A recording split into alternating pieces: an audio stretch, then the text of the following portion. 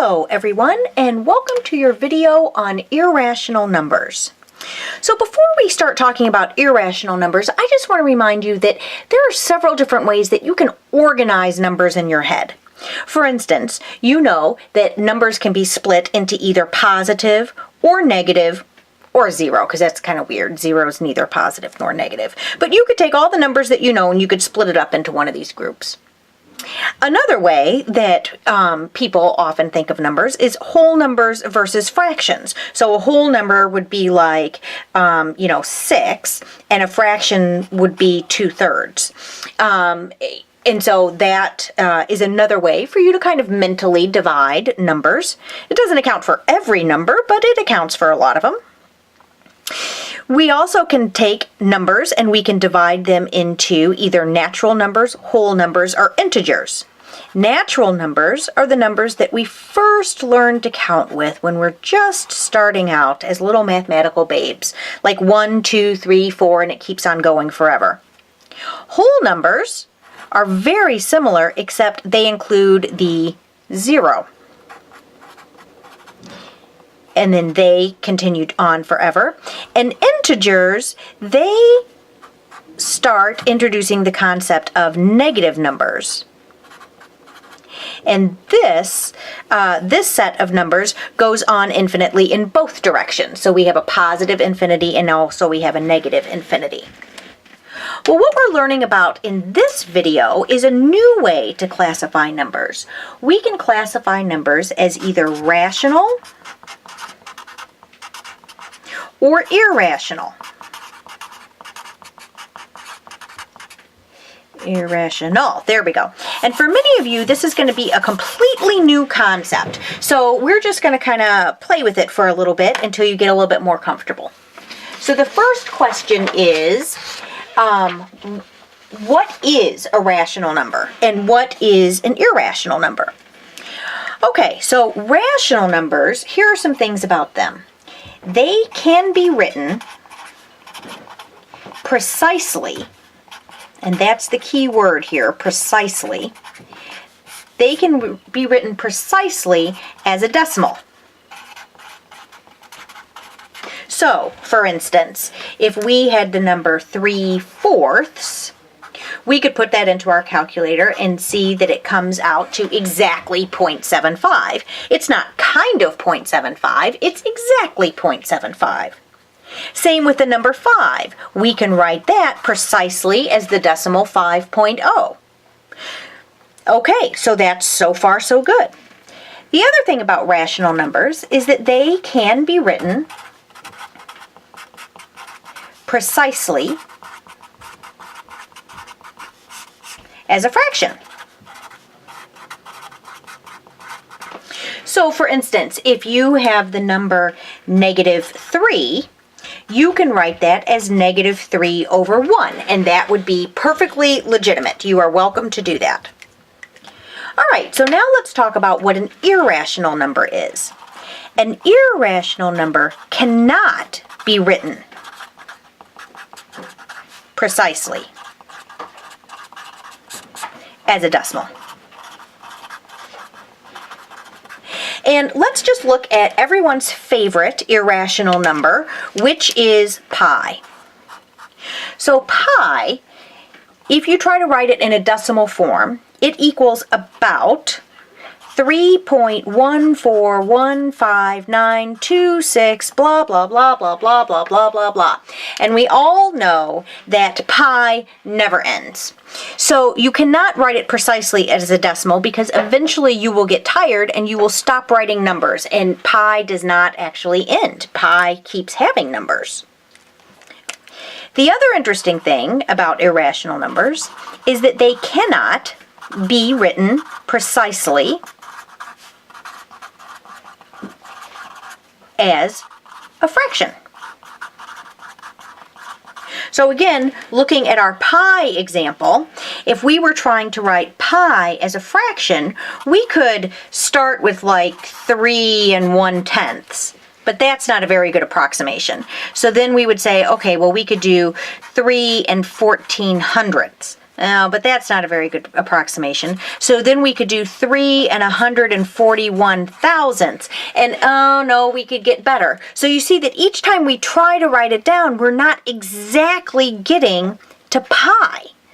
That's why we use this Greek letter for pi, because it's not possible to write it all out in numbers. Now, you might think that because pi is the only number that you know, that there's only one irrational number, but that would be incorrect. There are actually an infinite number of irrational numbers. It's just until Algebra 1, you don't use them very often. Also, you'll notice that the irrational numbers that we're going to work on in this chapter are all square root numbers.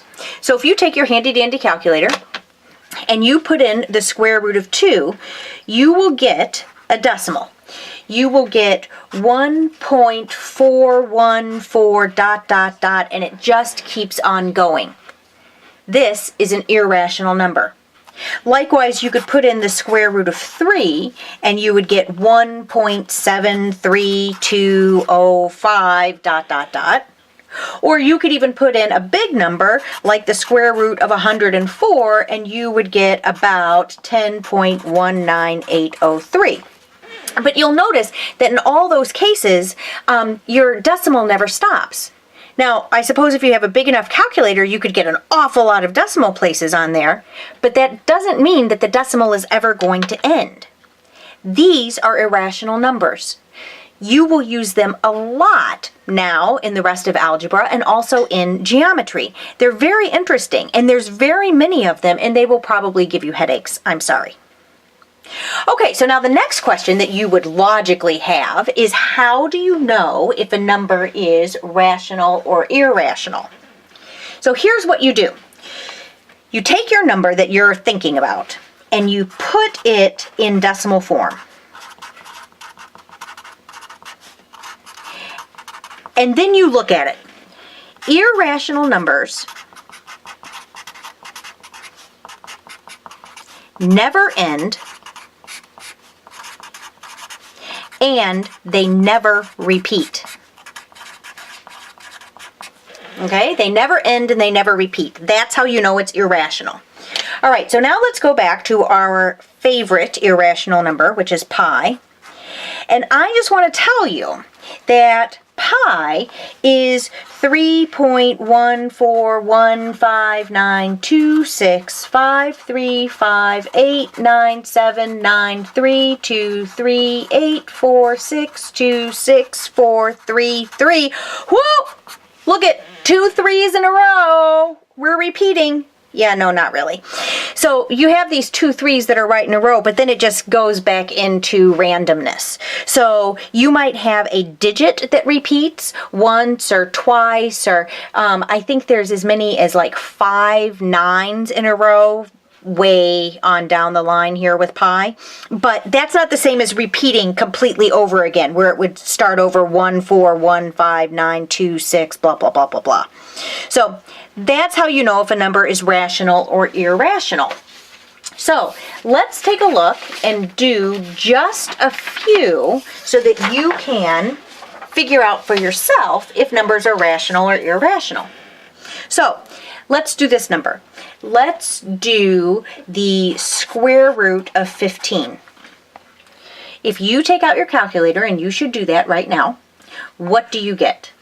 Well, you get about 3.872983346. At this point, my calculator runs out of space.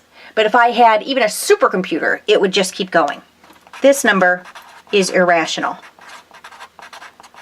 Okay, here's a hard one. Ready? 1/3. What does that equal? 0.33333 forever and ever. Pay attention. This number is rational. It never ends, but it does repeat, right? All you get is 3s. So this is a rational number. How about the square root of 272,484? Put that in your calculator, and what do you get? I get 522, which is a rational number. So you can't say that just because you see a square root sign that it's going to be irrational. That would be inaccurate. You can even use funky buttons on your calculator that you haven't even learned about yet, like tangent and sine and cosine. Put this in your calculator. Tan 5. And hit equals. And you get 0.087488664 on and on and on. This is an irrational number. You know it's irrational even though you have absolutely no idea what tan means. It does not mean laid out in the sun too long. It means something mathematical. It doesn't matter. We know that it's irrational. As opposed to sine of 90, if you put that in your calculator, you get a 1, which is a rational number. So again, in order to figure out if a number is rational or irrational, you put it in your calculator and you see what the decimal form looks like. If the decimal form ends, or if the decimal form repeats, then you know it's rational.